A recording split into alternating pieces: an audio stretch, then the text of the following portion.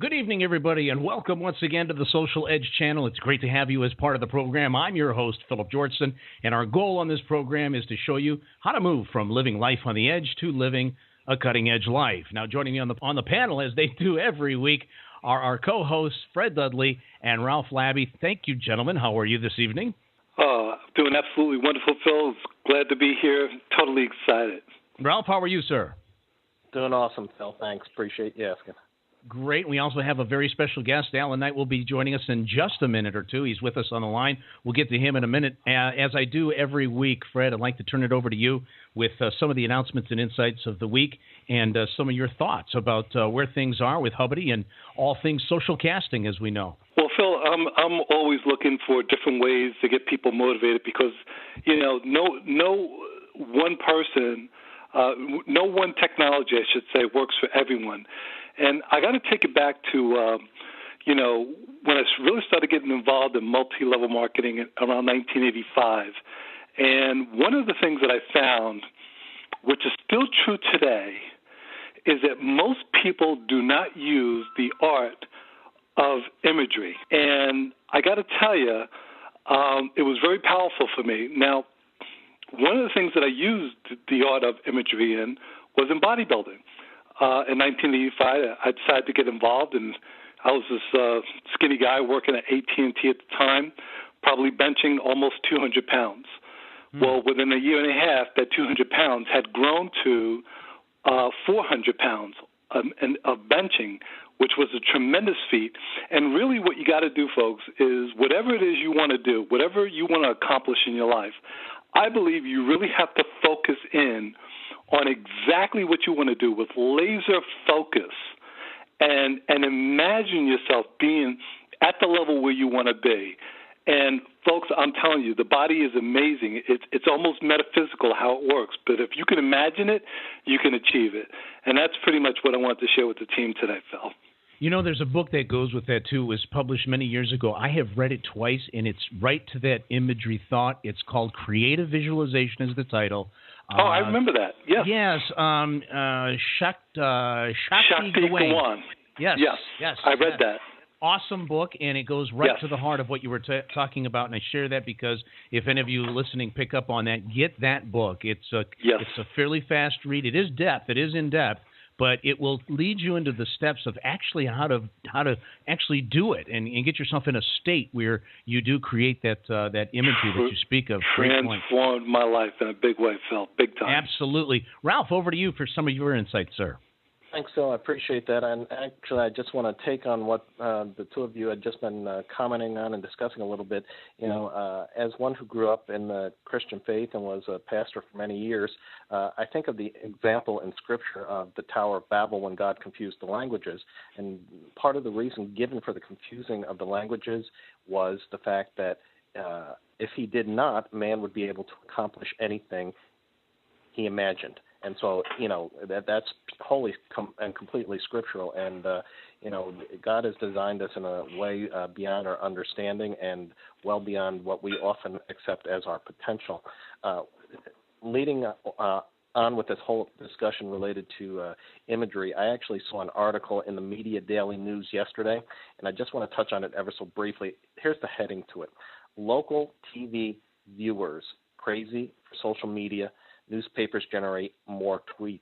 And the basic thrust of this article, and this actually goes to the whole idea of imagery because media is all about that, the imagery and conveying images or messages through imagery. It says that what they have found, and here's the overwhelming and almost unbelievable part of this, is that when it comes to news on the national and local level, it generates as much as, hear this number, 192 times more brand fans within social media than advertisers in the same category that only purchased cable.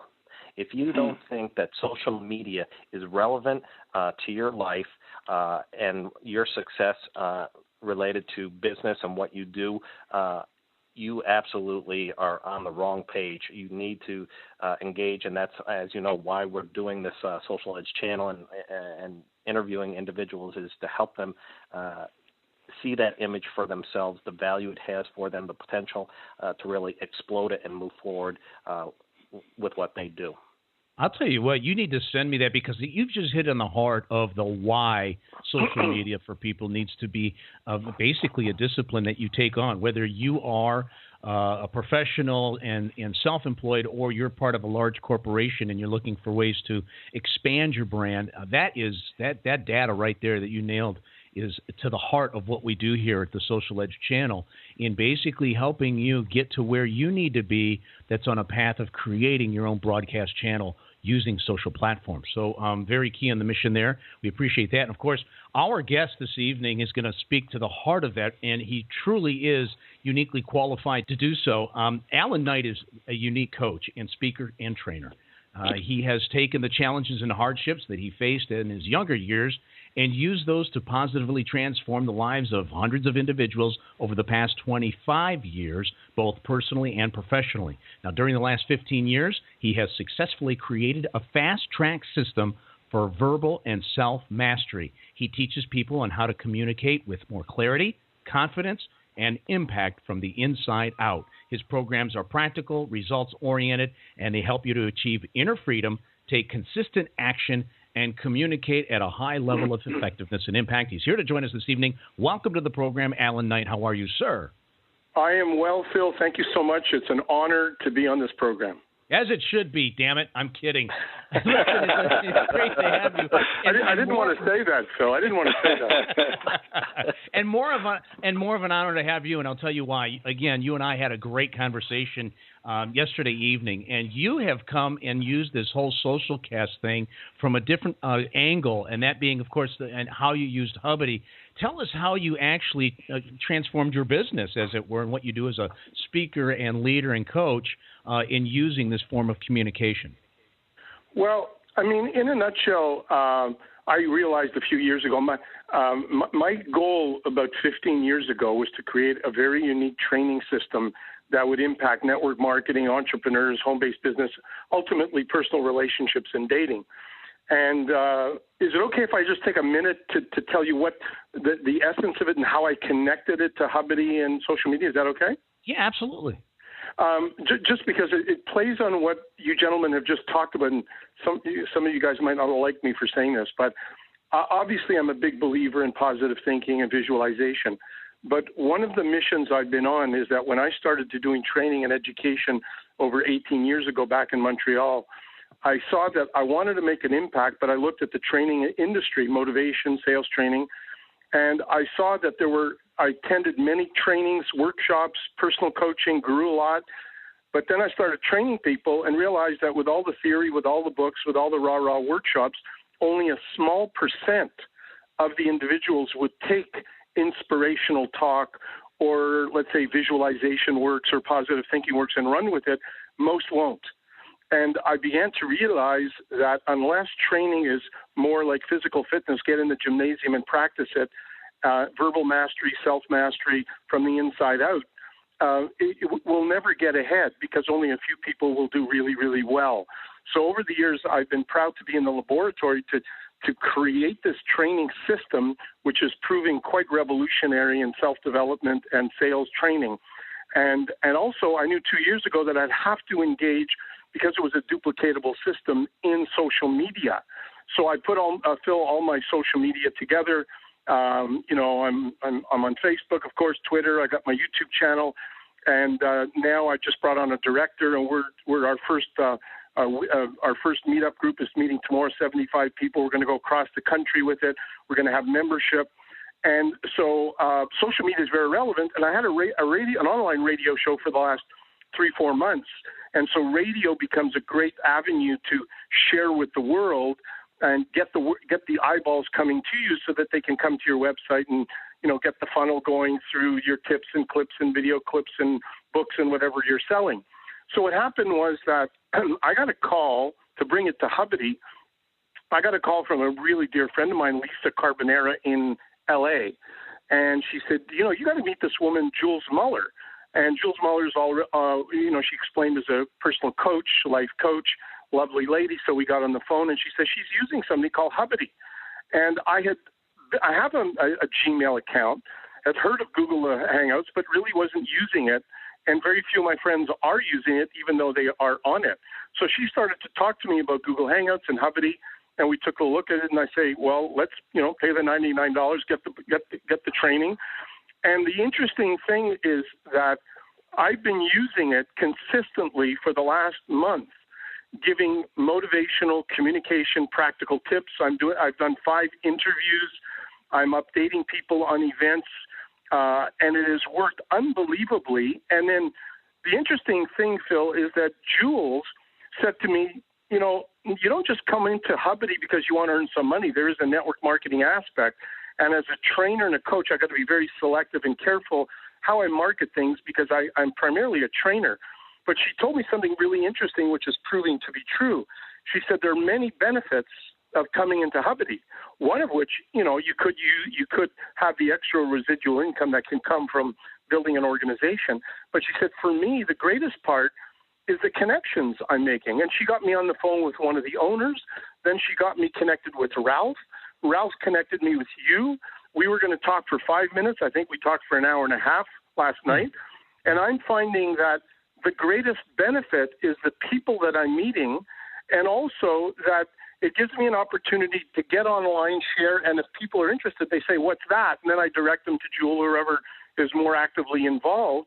So it is a perfect fit for integrating people into learning to get more educated on social media, especially Google+. I want to allow for our co-hosts here, both Fred and Ralph, to ask a question. Fred, go ahead, and if you would, you might have a question for our guest, Alan, tonight. Yeah, thank you so much, Phil. I appreciate that. Alan, you referenced the fact that, all things are not for all people, which is something that I've always said, my whole life. And apparently you found out that some of these techniques, like the imagery, didn't work for everybody, but only a small percentage. When did you finally realize that all things didn't work for people, and what are you doing right now that works pretty much for the masses? Well, it's very interesting because over the last 18 years, Fred, I've been in the laboratory trying to figure out how do I help the average person fast-track their success, because I saw the problem in network marketing, as you can appreciate, is a few leaders were doing really well. The masses were getting disappointed. So as I investigated through my coaching, I connected the mind to the emotion, to action, to intuition, to your communication. And I began to see that most people were relying on the leaders for their inspiration or the duplicatable videos they were getting, but they weren't getting into the gymnasium because everyone that was coming into my office, I did my evaluation and asked them to rate themselves 0 to 100% on about 30 areas of their life. Time management, assertiveness, procrastination, organization, motivation, assertiveness. And I was blown away. People had spent $20,000, $30,000, $40,000, $50,000 on self-development and books and raw workshops, which I'm not putting down. I benefited from all of them. And here they were. And I say, something's wrong. So I said, okay, I'm going to create a gymnasium, an inner verbal fitness gymnasium, because these network marketers and salespeople need to master the art of communication on the phone, their 60-second elevator speech, their listening skills. They need to get more like into the Dale Carnegie thing of who I kind of pattern more than anybody else, of being that practical. So I realized 20% is the communication technique and content, 80% is from the inside out.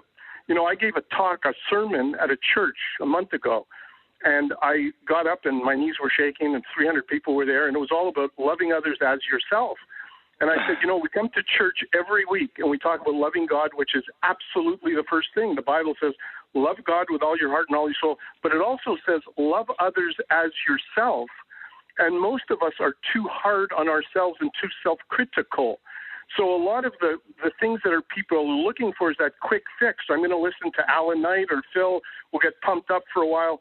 But that doesn't work because they got to create the inner muscles to get to take the knowledge into emotional commitment, into consistent action, and then into mastering the art of the clarity and the enthusiasm and the passion and the creativity of their speech. And that's what I learned a long time ago. Ralph, I want to get you in on the discussion here. I'm sure you have a question for our guest. Yeah, great. Thanks. Appreciate that, Phil. Alan, I have a page that I maintain on Facebook called Mr. Tweaker, and the idea of Mr. Tweaker focuses on changing just one small thing. And with my Mr. Tweaker page, I focus on three areas: health, home, and the heart. And I'm just wondering, as it relates to what you do, and you know, having spent all this time in the laboratory and going through this process and learning the nature of people, what is the one thing that you find is usually the biggest stumbling block or hindrance to someone moving to the next level in what they're doing? What is that one thing they need to tweak, if you will, in order to get to the next step? Excellent question. Of course, nothing I'm going to answer is going to cover everybody because there are different needs for different people. But if I would think of the masses of people that I've met, trained, and coached over the years, no matter how much they wanted to increase their sales, the number one thing was that people lacked inner power. They lacked the term. Most people are way too self-critical. Most people are way too hard on themselves. Most people don't accept, adore, and love themselves like they would their own child, and that's the sickness in our culture.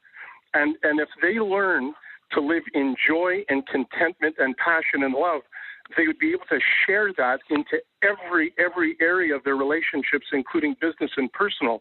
And then we wonder why there's so many dysfunctional relationships, because most people are coming together and eventually manipulation, control, and looking to get something. But if you raise the bar, I'll never forget, I read a book on soulmates and said, if you want your highest level soulmate, you better elevate your game to the highest level so that you adore each other and have a magical influence on the world. And I think the same is true for business. And when I look around and I go into all these networking events, I see a few people doing amazingly well, and most people get up and they're speaking with timidity, with shyness, with lack of clarity, with lack of passion, with lack of assertiveness. And 80% comes from the inside out, and that's why I've developed the inner shape up. So I say, if it's one thing, being too hard on ourselves and too self-critical would be the number one. Alan, how does somebody find out a little bit more about you? What is your website, sir? Well, if they go to my landing page, is letswalkthetalk.com is my landing page, where they could see a 3-minute video and a 20-minute video, which will give you the 9 steps overview. They can also go to allanknight.com, ALLANKNIGHT.com, and that's my main website. All right, letswalkthetalk.com and allanknight.com. Alan, thanks for joining us this evening. It was a pleasure having you. A lot of great insights there. Thank you, Ralph. Thank you, Fred. Any final thoughts from either of you before we wrap it up this evening? Well, the only thing I want to say is, Alan, I respect you. I respect what you said. I'm glad you're on our team. And, one of the things I'd like to see personally is to see you somehow integrated with the Hubbardie training, so to speak. I believe some of the technology that you have on board is going to bring someone, somewhere, some value that's going to change their financial trajectory. So I just want to thank you personally for meeting you tonight on this call. Ralph, over to you, sir. Fred, if I could just say, Fred, thank you so much for that. I've always said, if I met a leader, owner of any kind of network marketing company who saw the potential value, and nothing would make me more happy to get involved in whatever way you want me involved to participate in the training in Hubbardie, I'd be happy to do that. Ralph, your final thoughts, sir. Phil, one of the things that really just went through my mind as Alan was talking is, believe it or not, something that Fred uses all the time. It's a statement: live with passion. Alan shared people lack the inner power, and for me, when he identified it along the lines of joy, contentment, passion, and love, I immediately thought of what Fred says all the time: we need to live with passion. And if you actually look at how I position myself, I always talk about the importance of following the way of love. So obviously this just resonates real powerfully with me tonight, and it's been a real pleasure having him here. Yes, and a couple more takeaways here that I have for this evening for those of you that are tuned in and listening. I really do appreciate the tie-in, Fred, that you had tonight with imagery and how critical visualization is to your success, the capacity to be able to have that discipline in being able to actually sit and physically and mentally see yourself in the attaining the goals that you have. Also, the training system for your mind. I can't wait to learn a lot more about that, Alan, in the weeks ahead. And, of course, use Hangout. If you use Google Hangout, others will see exactly where you are coming from and its power in being able to allow you to communicate more effectively. Now, by the way, during the week, should you have any questions about anything going on relative to Hubity and you need answers, please email your questions to the Social Edge Channel at gmail.com. That's the Social Edge Channel at gmail.com. We'll answer them right here on the program week to week when we have them. So please go ahead and get those questions in. We appreciate you coming in. Again, Alan, thank you so much for joining us. We'll see you next week on another edition of the Social Edge Channel. Thank you, folks.